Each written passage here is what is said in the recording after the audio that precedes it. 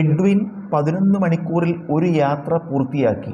അയാൾ തൻ്റെ യാത്രയുടെ ആദ്യ പകുതി 20 കിലോമീറ്റർ പ്രതി മണിക്കൂർ വേഗത്തിലും രണ്ടാം പകുതി 24 കിലോമീറ്റർ പ്രതി മണിക്കൂർ വേഗത്തിലും യാത്ര ചെയ്തു.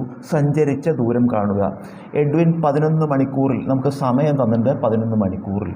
അടുത്ത 2 വേഗതകളാണ് തന്നിട്ടുണ്ട്. ഇതിൽ ആദ്യ പകുതി, യാത്രയുടെ ആദ്യ പകുതി, രണ്ടാം പകുതി.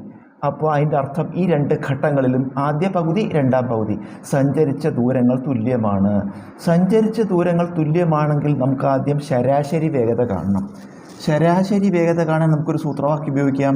ശരാശരി വേഗത സമം 2xy ബൈ x+y. ഇതാണ് ശരാശരി വേഗത കാണാനുള്ള സൂത്രവാക്യം. ഇത് 2 ഘട്ടങ്ങളിൽ സഞ്ചരിച്ച ദൂരങ്ങൾ തുല്യമാകുമ്പോൾ മാത്രമേ പറ്റുള്ളൂ. ഇവിടെ ആദ്യ പകുതി, രണ്ടാം പകുതി, അപ്പോൾ സഞ്ചരിച്ച ദൂരങ്ങൾ തുല്യമായതുകൊണ്ട് നമുക്ക് ഈ സൂത്രവാക്യം ഉപയോഗിക്കാം.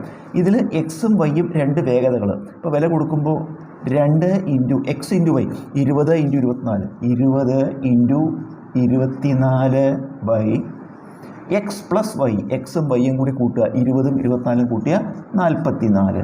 നമുക്ക് ഇത് വെട്ടിച്ചുരുക്കുമ്പോൾ ഇവിടെ 22 എന്ന് വരും. അപ്പോൾ 20 ഇൻറ്റു 24 ബൈ 22. നമുക്ക് വീണ്ടും ഇത് 2 കൂടി 2 കൊണ്ട് വെട്ടിച്ചുരുക്കാം. 10 2 20, 11 2 22. അപ്പോൾ നമുക്ക് 10 ഇൻറ്റു 24 240 ബൈ 11 വേഗതയാണ്. വേഗതയുടെ യൂണിറ്റ് കിലോമീറ്റർ പ്രതി മണിക്കൂർ. അത്രയും കിലോമീറ്റർ പ്രതി മണിക്കൂർ. ഇപ്പോൾ നമുക്ക് ശരാശരി വേഗത കിട്ടിയിട്ടുണ്ട്. നമുക്ക് സമയം അറിയാം. നമുക്ക് എന്താ ദൂരം കാണണം. ദൂരം കാണാൻ എന്താ സൂത്രവാക്യം? ദൂരം സമം സമയം ഇൻറ്റു വേഗത. ദൂരം സമം സമയം ഇൻറ്റു വേഗത. വില കൊടുക്കുക. സമയം എത്രയാണ്? 11 മണിക്കൂറാണ്. ഇൻറ്റു സമയം 11 മണിക്കൂർ ഇൻറ്റു വേഗത നമുക്കിപ്പോൾ കിട്ടി 240 ബൈ 11 കിലോമീറ്റർ പ്രതി മണിക്കൂർ. അതായത് കിലോമീറ്റർ പ്രതി മണിക്കൂർ ഇങ്ങനെ എഴുതാം നമുക്ക്. ഇതിൽ ഈ 11ഉം 11ഉം വെട്ടിപ്പോയി, മണിക്കൂറും വെട്ടിപ്പോയി. ഉത്തരം എത്രയാണ്? സഞ്ചരിച്ച ദൂരം 240 കിലോമീറ്റർ.